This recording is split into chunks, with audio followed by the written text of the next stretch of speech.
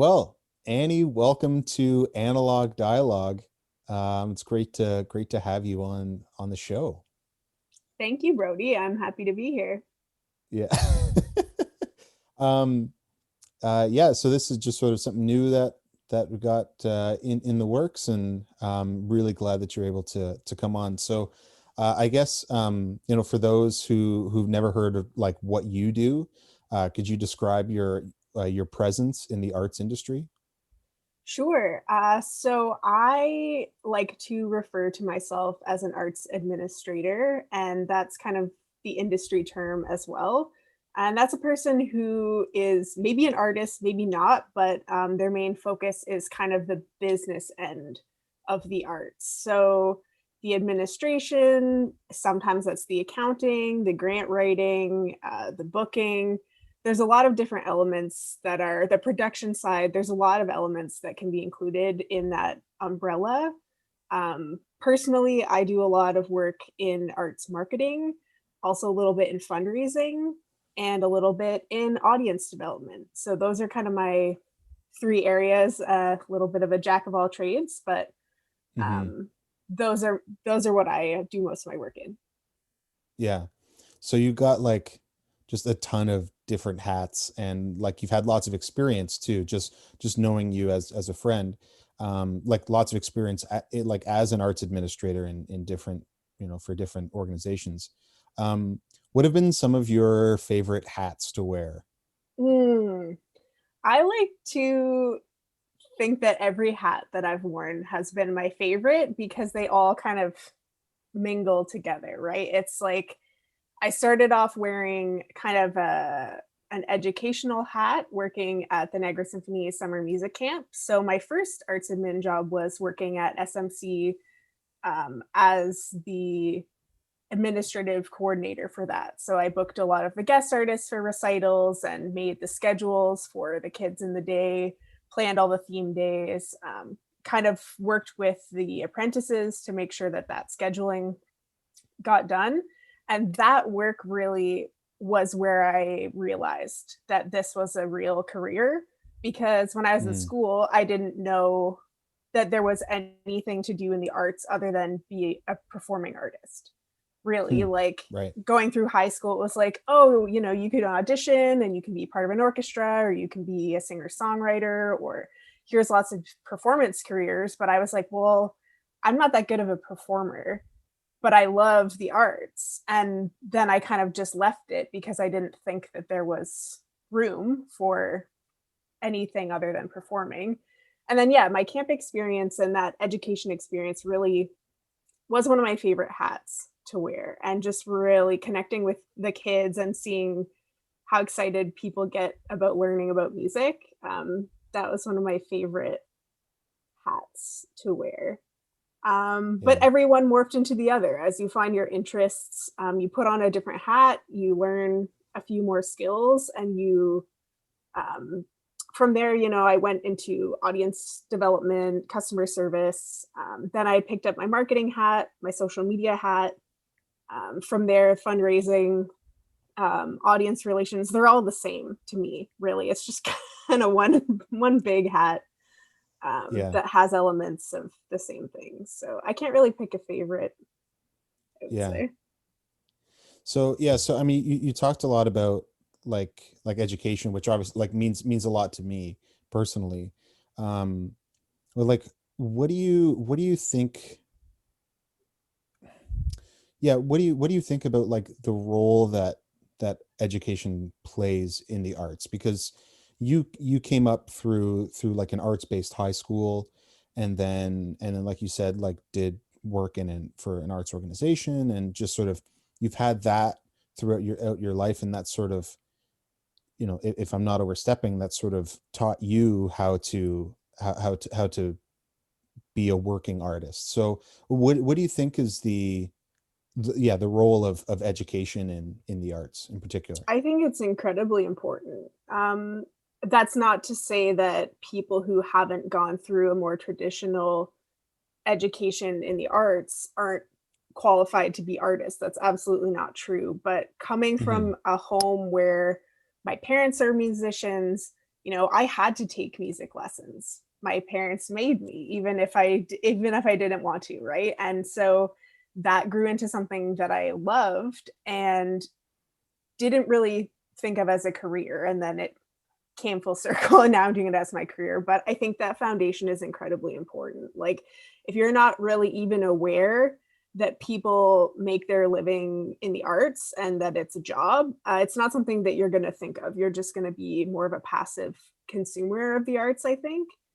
And understanding like what it takes to be a musician, the fundamental, like the dedication, the practice, the community.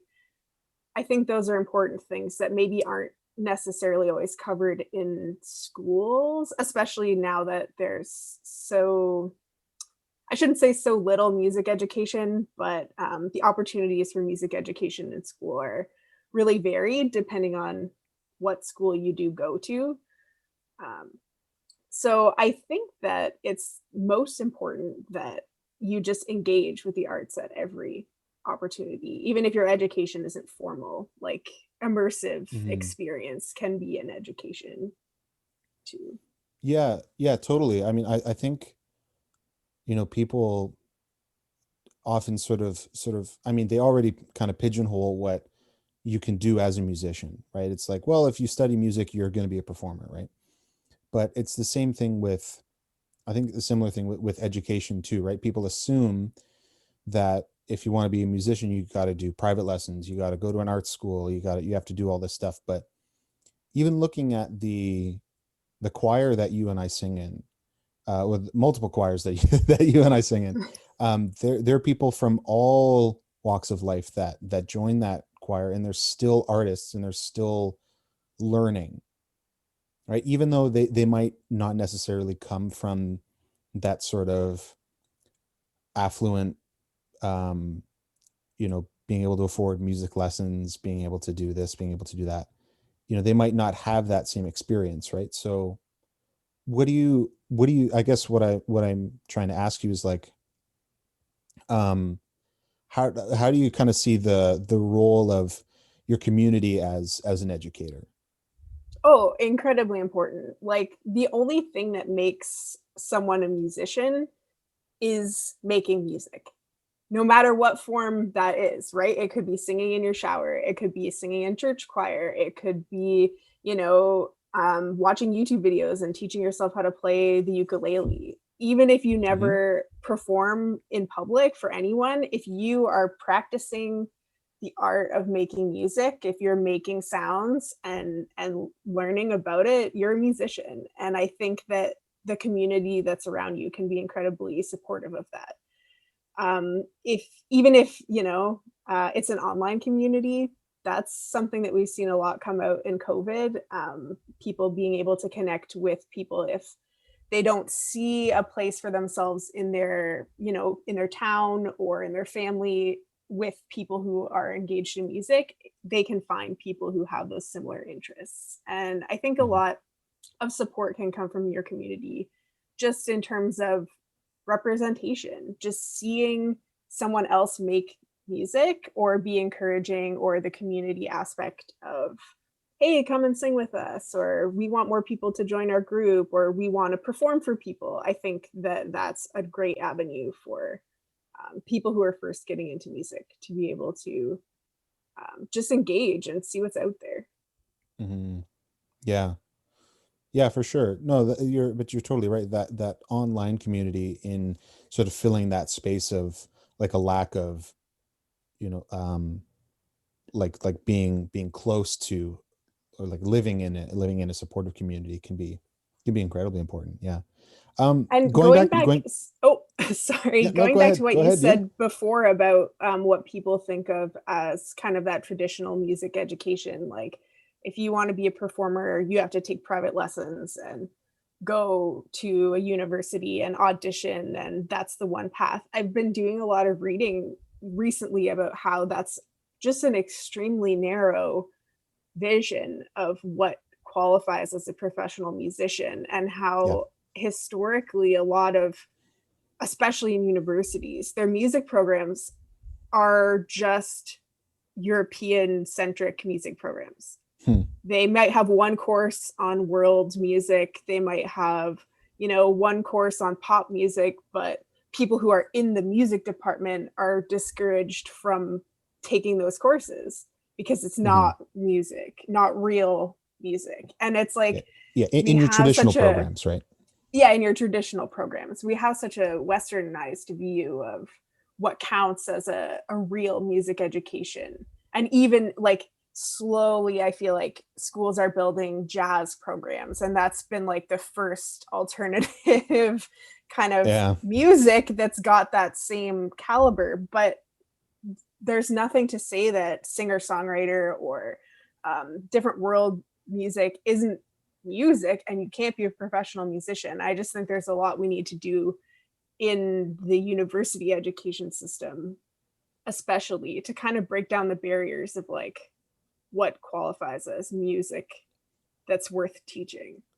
Sure. Yeah. Yeah. Because, I mean, yeah, definitely. Like, I'm sure some people view certain degrees from certain institutions at, to they hold them to a higher regard than others, right?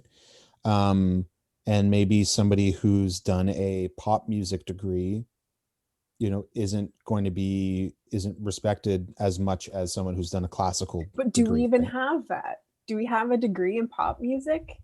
Where can you Well, go to get that? yeah. Well, I mean, like Humber sort of. I was talking to Yeah, oh yeah, Dexter, true, I and guess. Yeah. Or like musical yeah, theater. right, right. So I think those programs do exist, but they're not the sort of, they're not the main music Yeah, there's programs this that. like pervasive theory that a classical music degree is like you've done it, you're number one, and anything else is other. And Right. that's kind Yeah. of a really interesting thing that I've been dedicating a lot of thought to recently, and just Yeah. how we can maybe shift that moving Yeah. forward. Yeah. So I guess, so going back to like your work, um, like how does what you do facilitate room for the arts? I think it's really about public awareness. Mm, A lot of what I focus on in my work is I come from a place where, and growing up, where I know a lot about classical music and the performing arts and theater, and it's a world that I feel very comfortable in, but it can be really alienating for people who've had no experience in it. It can be expensive. They don't know what the rules are. They don't know what they're going to see. They think it's not for them. And what I try to do is to make music understandable for people who maybe have no mm, connection to it. You know, why should I care about, specifically in classical music, I should say, why should I care about a piece of music that was written hundreds of years ago, played by all these people that I don't know? Why is this important when I can stream music on Spotify or go on mm, YouTube and find hundreds of artists, right? And I think that there's something magical about the live performance experience, like relating it to maybe a more pop centered experience. If you go to see an artist that you follow in a live concert, it's an amazing experience, and it's a big show. And I think classical music is the same feeling, right? Like people who love the music. mm, And mhm, it's all about that feeling of community and collaboration that the orchestra goes through to make their sound together, and the power of the emotion in the music. And I try to communicate that feeling and community through marketing, through messaging, through programs in education that let people experience the arts a little bit more barrier free, low cost, or in a different place than the concert hall or a church. That's also something I've been thinking a lot about recently. Is so many people have, um, let's say, a negative relationship with the church, whether that's in programming or in place. And I think that a lot of music is tied, whether it's in performance venue or historically, to the church, and so that relationship can be a little bit strained for lots of people. So kind of uncoupling that Mm, um, relationship too is a little bit challenging. yeah. So that's, I mean, that's like sounds like a big part of what you do is for the people who consume the art, right? Like or go to see it or anything like that. What about for artists? Like how do you work with the people who do the creating? What I found in my experience with a lot of artists is that artists have their creative brain on all the time. And lots of times, their creative brain is not the brain that likes to send emails or make phone calls or work in Excel or, you know, think logistically about a lot of things. And so Yeah, yeah. I often see myself and a lot of arts administrators as kind of a translator. You Hmm, translate, you look, so you work with artists and they tell you their vision for a concert program or their dream about what we can do to reach this certain community, or I really want to work with this person. And they share their vision. And for me, that inspires me. Working with artists makes me feel creative because I can see their ideas, I can listen to what they're saying, and then interpret their ideas into an actionable plan, whether that's okay, so here's a list of things we need to book the venue and how many tickets are we going to sell, what's the pricing, like it's kind of a translation from the artistic vision and the idea into the action plan of okay, so how do we actually make this happen. And for a lot of people, that can be a struggle for artists because they have this idea and they're really creative, but they don't really enjoy the logistics of it or don't have time for it because they have so much going on. So I like to sure. see myself as a translator for sure. Yeah. And I'm sure, being an artist yourself and a musician yourself, that kind of helps with that translation too, right? It's because being an arts administrator is very different from being a manager or an administrator in a different field, right? Yeah, Because, and that's definitely a connection that shouldn't be ignored, right? Like I understand what an artist is saying when they use specific terms that are related to their art, but I also understand what an artist is looking for from their product, sure, right? Or have an artistic lens to view what they're saying. So it's not like we're speaking two different languages, which I've seen yeah, happen with administrators who aren't artists. It's kind of like this disconnect. They're like, oh, well, I thought we'd be okay with doing this. And the artist is like, how could you think that that would be okay, right? So there is an element of that too. There was Mhm. something else that I was going to say, but I've forgotten now. So Yeah, that's fine. That's fine. Um, so I mean, sort of going off of what we were just saying, like you as an artist as well. I mean, you also perform like in a variety of on different ensembles, right? So how does your role as like how does your role in arts management affect what you do as a performer? Like when those roles are reversed, when you're in the other seat, right? You're the performer or you're the artist. How does your arts administration brain affect what you do, if at all, when you're in that other role?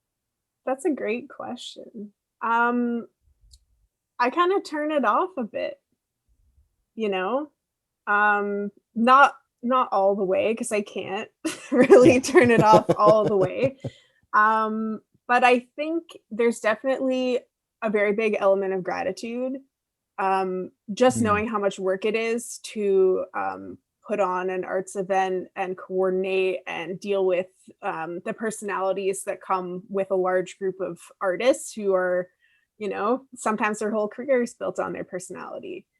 sure. And so being on the artist side, it really allows me to, sit back and just enjoy the art that I'm making, with maybe just a subtle critique of like, oh, well, I might have done it this way. And if it's something that I feel is critical, I don't mind putting on the hat, right? And jumping in and helping out. So I wouldn't say that it affects it too much other than like an understanding of what's Mm, happening across the table. And I think that's really important. And going back to what you had said in the previous question, I think that being an artist and an administrator gives you a bit of credit when you're working with artists, because an 100%. artist will respect you in a different way because they know that you understand where they're coming from. Hmm. Whereas, and this isn't true in every case, but without that, oh, I'm an artist too, there can be a, well, you don't understand what I'm talking about. So it does help Yeah, build a little credit. yeah, yeah.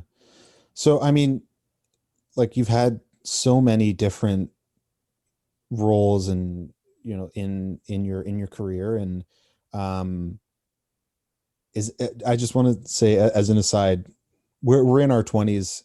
Isn't it weird to talk about like the word career? Yeah. I I was really thinking about, I've been thinking about this a lot lately because I also went directly from university to work. So I finished my, actually overlapped a little bit, but as I was finishing my undergrad, I began working a full time job that was 9 to 5, that at the time was like my dream job for sure. Just unbelievable experience. And I know I'm incredibly grateful to have the opportunity to exit university directly into a career that I loved and worked at for Hmm. quite a long time. So very lucky.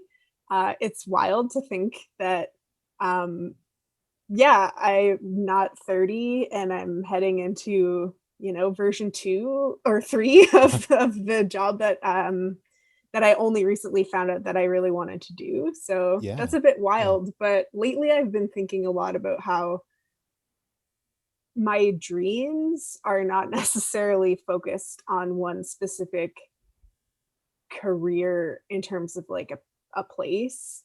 It's more of a mission.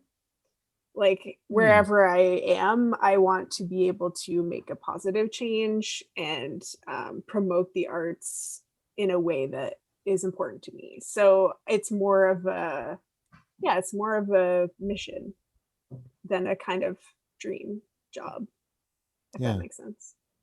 When did you figure that out? In school, like, so this past year, I've been doing my master's in arts leadership. And one of the very first exercises that we did in one of our classes was to write a personal list of values and Yeah. how you enact those values in the work that you do. And that was a really hard exercise for me. I was like, I don't know what, I don't know.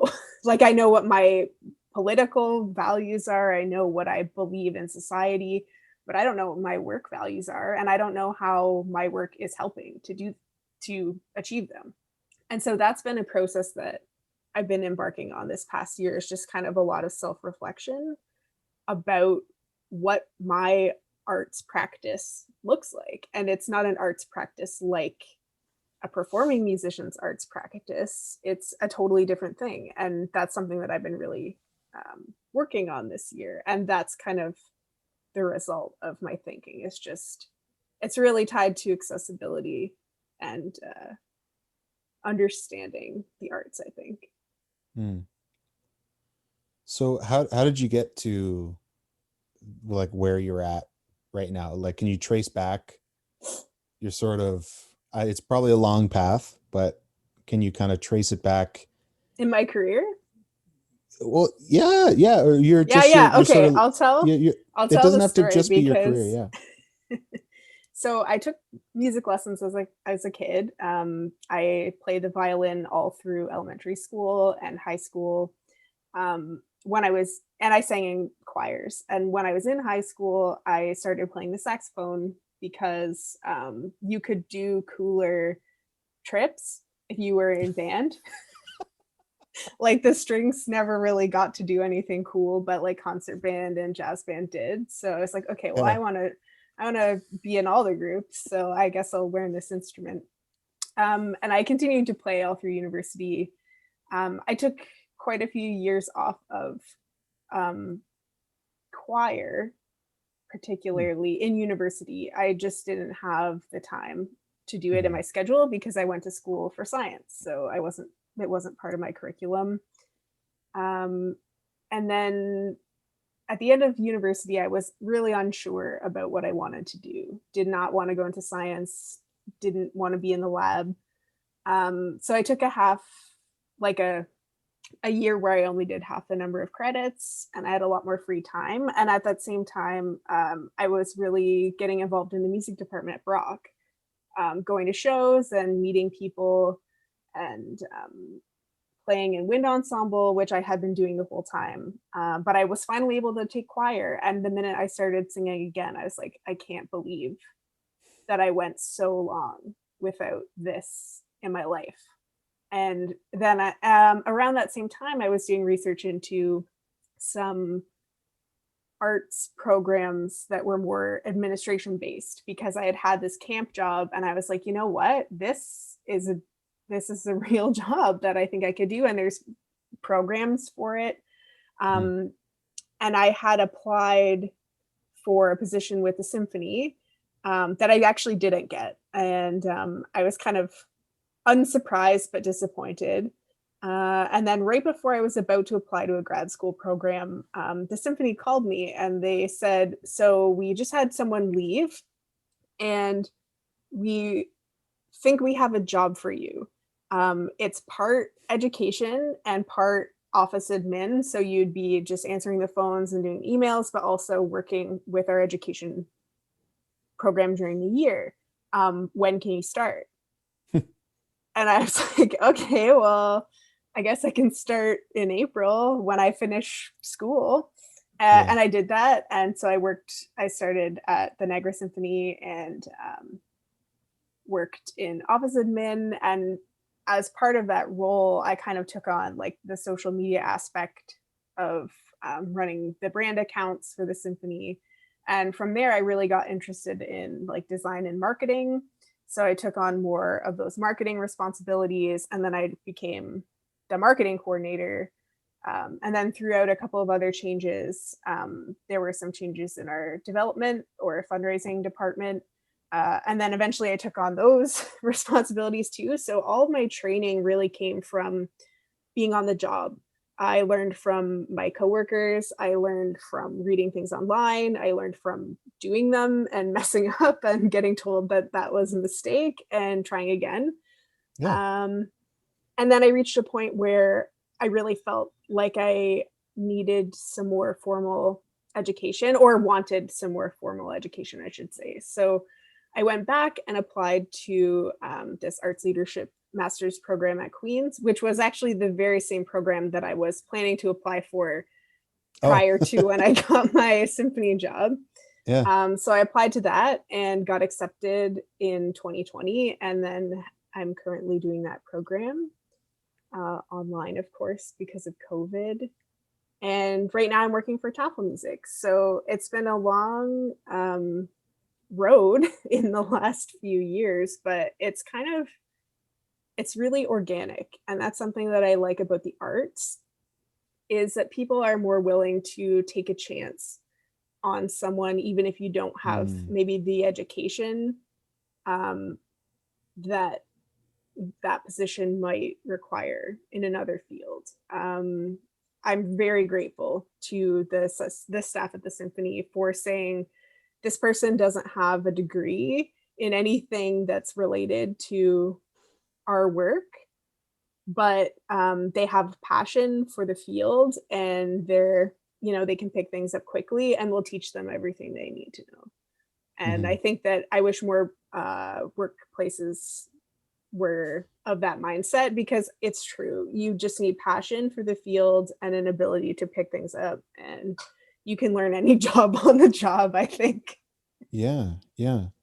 Yeah, and I think it's a different we already spoke about this, but it's a different sort of skill set, different, way to get experience, in the arts. Like you don't have to, to be a professional artist or a professional musician, for the sake of our conversation, a musician, you don't have to have that degree, those letters after your name, to be respected as a musician, right? Or to Yeah, be a I think successful this is musician. really common too in the pop music and recording industry. I mean, I don't have a lot of personal experience, but from what I've heard, like I've had friends who are classically trained musicians go in to do studio recordings for other genres of music, and the recording engineers, who are incredibly skilled and very well respected in their fields, like have recorded amazing albums, um, don't really know about music notation or theory, or maybe some of those nitty gritty elements of what we're taught in a classical music education program, but they're still extremely qualified professionals in their field. And it's, you Yeah. just don't need to have those things Yeah. And to be that's not to success. diminish doing a degree, or getting a Of degree, because, course, yeah. but I think, at least in my experience, the things that I got out of my degree were more of like the communal experiences, and the just sort of dedication to the craft for 4 years. Hmm. You're in it for that period of time. You're surrounded by like-minded people. I think that is what is most important for Hmm. doing a program, is, not necessarily the tiny details, the little, like, the sort of the The smaller, like, sort of, intricacies of the ex- Italian Baroque th- period, or exactly, exactly. And for some people, depending on what they want to pursue, some those details become more important. But in the performance side of things, I think it's a massively collaborative, part, or a field. in Sorry. every aspect, I think it's massively collaborative. Like going back to my own self and my experience in this program, the biggest thing that has been something that's special for me in this program is the people that I've met, and the other students in class. Like our discussions that we've had in small groups or outside of class or just working on other projects are what has really helped me to grow as an artist during this time, and has really helped me to focus on what I want to be looking at and achieving, and has affected the way I think about the arts in general. And this program that I'm doing is interesting because it's not just for musicians, it's for arts administrators. So there's people from all disciplines, right? There were theater artists, there were illustrators, visual artists, actors, musicians, dancers. And it was just cool to get the perspective of all of those different people who were joined together at the same time. And I think that is one of the values um, of a formal education, but you can find that community wherever you choose to look Sure. for music, right? Like whether it's your coworkers, whether it's other musicians like bandmates or audience members, that community is what really makes a place inviting. Yeah. Yeah. Yeah. Great. Well, um, I have some other questions for you, but nothing really sort of fits next. So I'm just going to Mm. jump to something else. Yeah, yeah, it's fine. um, how do I phrase this? So when you're, whether it's in your work, or in your personal practice as an artist, either, um, what inspires you? Hmm. I that's such a hard question. I get inspired when other people are inspired. Like I really thrive on that group excitement. Mm, When something is really important to someone and they can talk about it very passionately, I'm in. Like, it doesn't really matter what it is or if I was interested in it before. I like to see a curiosity or a spark of engagement. Just something, it could be anything. Like, wow, I really love, and I mean, I have that too, but I feel like I'm not good at being evangelical about it when I really love something. But it could be like a bar phrase in a piece of music. And I'm like, wow, I really love singing this bar of mhm, music in the choir. It makes me feel good. I can hear the other altos beside me, and like, this is my favorite piece. And I want everyone to come see the concert because of this bar of music, you know? mhm. And I think it's just finding the joy in the smallest thing about what you do. Yeah. Um, So for people who aren't artists, how would you describe that feeling of finding that bar, finding that phrase that you really love and falling in love with that? oh, I don't know. I think it's really about analyzing how you feel when you are hearing something or doing something. And it could be anything. Like, if you're listening to someone speak and something that they say really resonates with you, stop and Mm, think about what it's mindfulness, right? It's think about what they said and think actively about why that appeals to you, right? And if it's a piece of music and you're like, oh, I really love the chorus of this song, or because, think about why it is, and then find more things that make you feel that way, mhm, right? And I don't have tips for like identifying those moments. It's hard because I feel it in my body or in my mind, right? It's sort of like, ooh, that part gives me shivers, or that part makes me want to smile and scream with joy. And I think it's just like really about monitoring your own response to things that you encounter, and not just like move in the world in a bubble, but just actively take in things that are around you. mm. Yeah, so staying present and aware. Yeah. Yeah. Hmm. Um, what do you think? Again, just to sort of change gears for a third time. Uh, Keep cranking them. what do you think, if anything, hopefully something, what do you think might change in the music industry in particular over the next 5, 10 years? Like looking at like 2030, what do you think? What do you think from your perspective, your experience, your position in the industry? Where do you see things going? That's a really tough question. It's really interesting. A lot of what I've been spending time thinking about for this past year is COVID recovery for a lot of Mm, like larger organizations. yeah. Let's just say orchestras, to be pretty specific, but orchestras and theaters. There's a lot of conversation right now about how to recover from this closure that we've had for the last 18 months or so.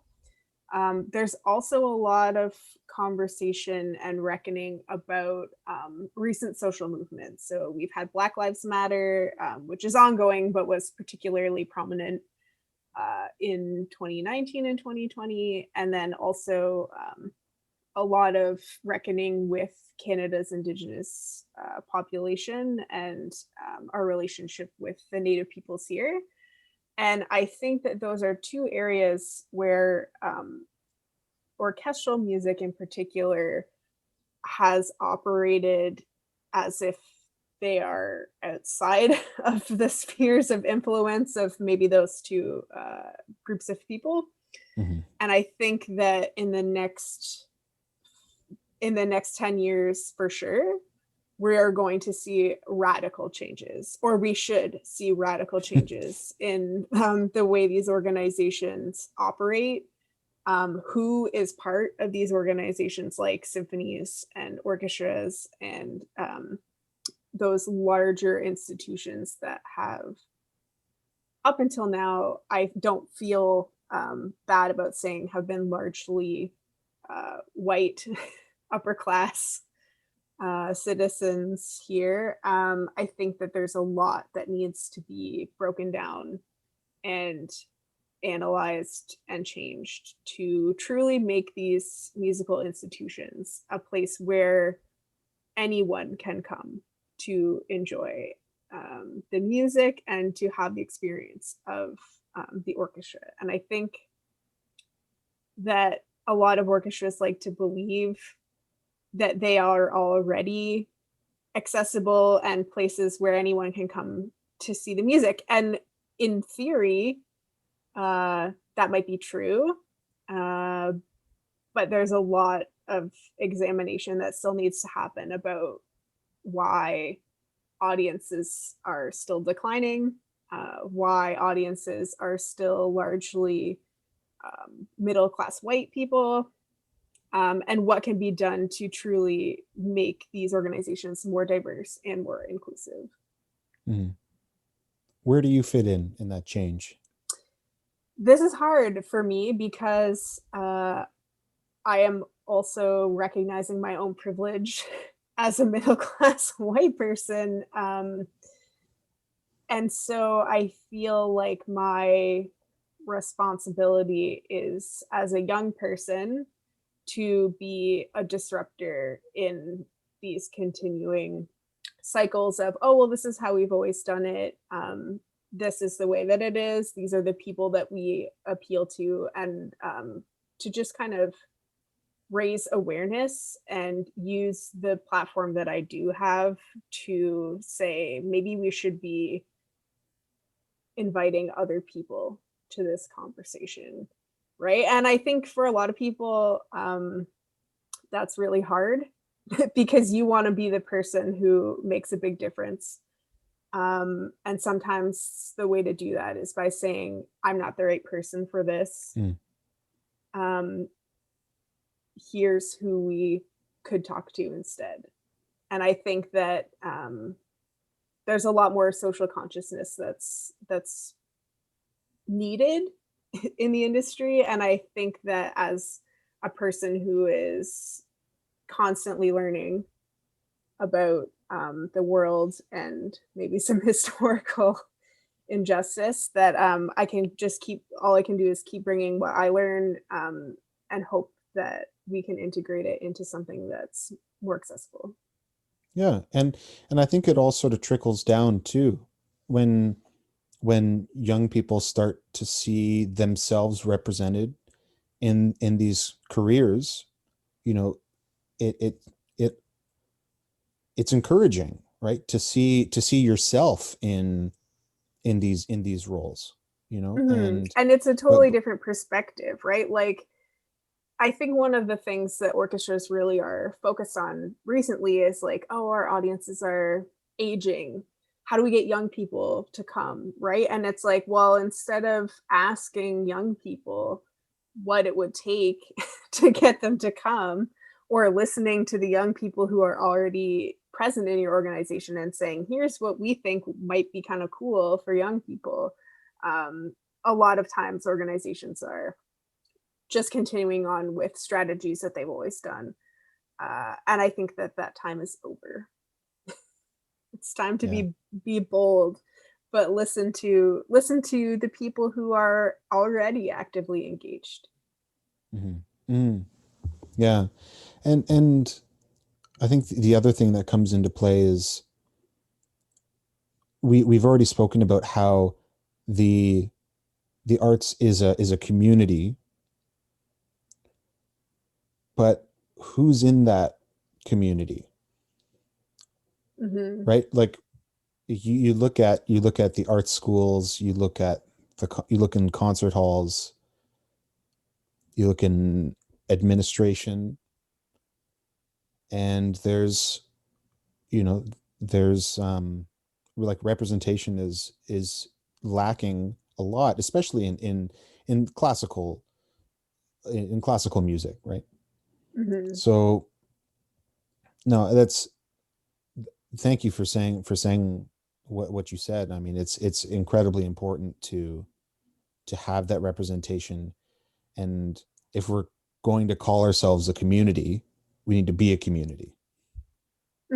And one of the things that we've really been talking about in school is you can't make a decision if the person that your decision is based on is not present, right? A lot of times orchestras are like, oh, well, we need to do some community outreach. So let's just offer free tickets to people and they can come and see the show. And that's us building a relationship with this community. And I was like, that's nothing. Mhm.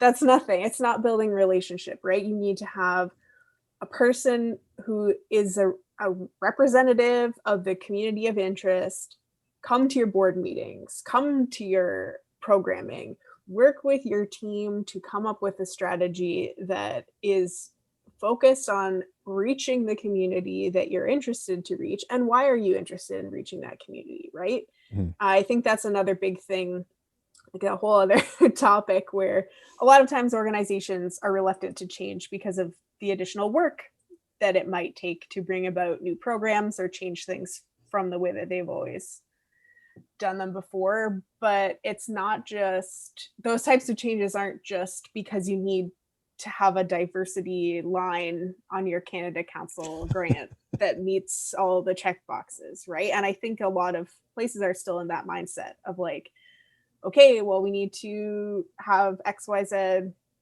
in order to get a passing grade, right? And it's like, that's not that's not the reason for that. It's Yeah, that's not because why it's there. look at the city and the community that you serve, say the Niagara region or a certain neighborhood in Toronto or wherever you might be. Look at who lives where you do your programming, and then look at your audience and say, is this a reflection of the community that we serve? If the answer is no, you need to identify where are the gaps, and then you need to make contacts and connections with the people who occupy those gaps and bring them into your organization and say, we want to work with you long term and build a relationship with this specific, because we think that our music is important and we want everyone in our community to be able to access it. And I think that Yeah. that's kind of a mindset that hasn't always been at the forefront because it takes a long time. It's not like, okay, we're going to launch this ad campaign and then everyone from this community will know that we have a concert and we want them to come to it. It's like, no, this is a many year relationship building Right. process that needs to start now. Yeah. Well, I mean, with folks like you with that mindset in roles that can have an impact, I it sort of gives me hope that we can, you know, create space for those that need to be heard. So, um, I hope so. yeah, yeah.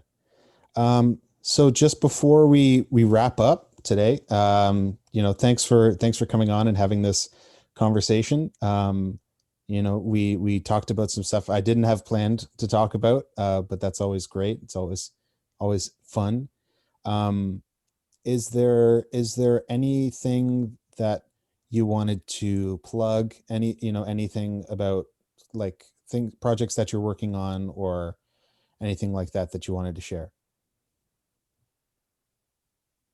Oh, I should have prepared for this question. All good. All good. Honestly, I don't have any projects that I want to plug specifically right now. Maybe I will just say it to anyone who's watching this. If you know an artist, um, please support them.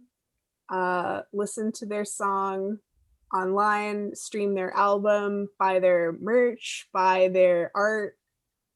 Support an independent artist because your dollars speak louder than anything. All right. Thanks so much for coming on, Annie. It's good to talk to you.